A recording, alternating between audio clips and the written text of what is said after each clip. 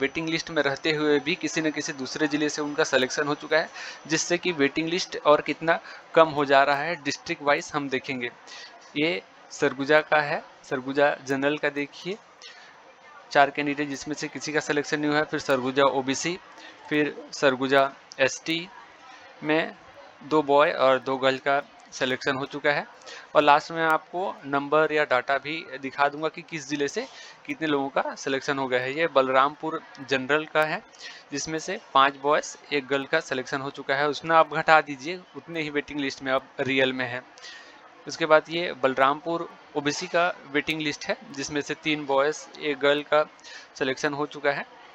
फिर बलरामपुर ये एसटी का है, जिसमें बहुत सारे कैंडिडेट सेलेक्टेड हो चुके हैं। आप देख लीजिएगा, लास्ट में तो वैसे भी मैं नंबर और डाटा दिखा ही दूंगा। और मैं जब ये सारा चीज़ मैं लिखता हूँ, अगर कहीं पे कुछ इधर उधर हो जाता है तो आप जब नोटिस करते हैं तो कमेंट कर लीजिएगा। पिछले वीडियो में कुछ ऐसे ही एससी का एसटी लिख दिया था मैंने, मुंगेली ज़िले का। ये बलरामपुर एससी का है, जिसमें से 3 कैंडिडेट। उसके बाद सूरजपुर जनरल में 2 बॉयज़ 1 गर्ल का। ये आप बस नाम जिनको देखना है नाम आप देख लीजिए।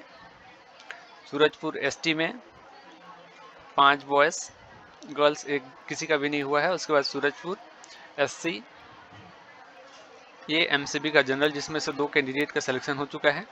एमसीबी ओबीसी में से 1 जने का, एमसी एसटी में से 2 बॉयज़ का, एमसीबी एससी में किसी का नहीं हुआ है।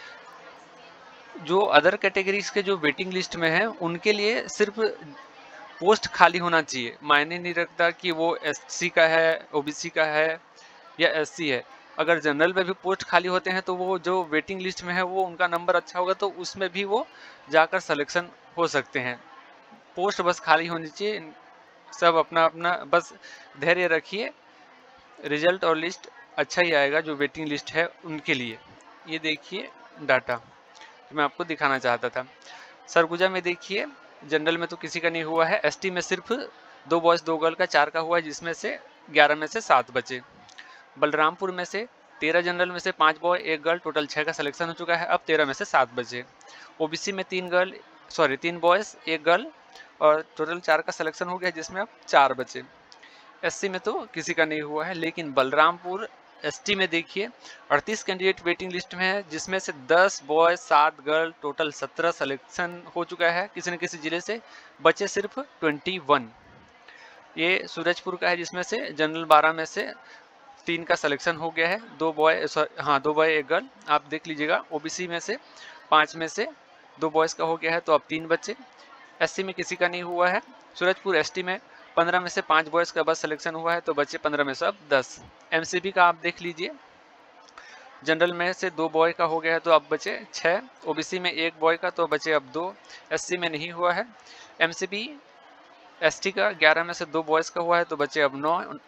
ये जसपुर का है, जनरल में से 1 बॉय का हो गया है तो अब जनरल में 4 बचे हैं। ओबीसी में 3 के 3 पूरा हैं। और एसटी में देखिए जसपुर 15 में से 3 बॉय 2 गर्ल का सिलेक्शन हो चुका है, जिसमें से अब सिर्फ 10 कैंडिडेट ही बचे हुए हैं। ये मुंगेली का मैं इसलिए दिखा रहा हूँ कि पिछले वीडियो में मैंने एससी का एसटी लिख दिया था। ये एक बार देख लीजिए, मुंगेली एससी में 9 कैंडिडेट में से 4 बॉयज़ का हो गया है, जिसमें से 5 बचे हुए हैं, और एसटी में से 1 गर्ल का हुआ है। और इसी प्रकार से मैं और एक दिखाना चाहूँगा, सारंगगढ़ में जो मैंने दिखाया था ये एसटी का है, जिसमें से प्रकाश ध्रुव का यहाँ पर एक पीएचक्यू नंबर 0 मिसिंग हो गया था, जिस वजह से उनका मैच नहीं खाया बीजापुर और नारायणपुर से। और ये प्रकाश ध्रुव को भी मैंने हाईलाइट नहीं किया हुआ था। तो अगर कोई भी गलती दिखता है तो आप कमेंट जरूर करिएगा, ताकि मैं उसको सुधार कर नेक्स्ट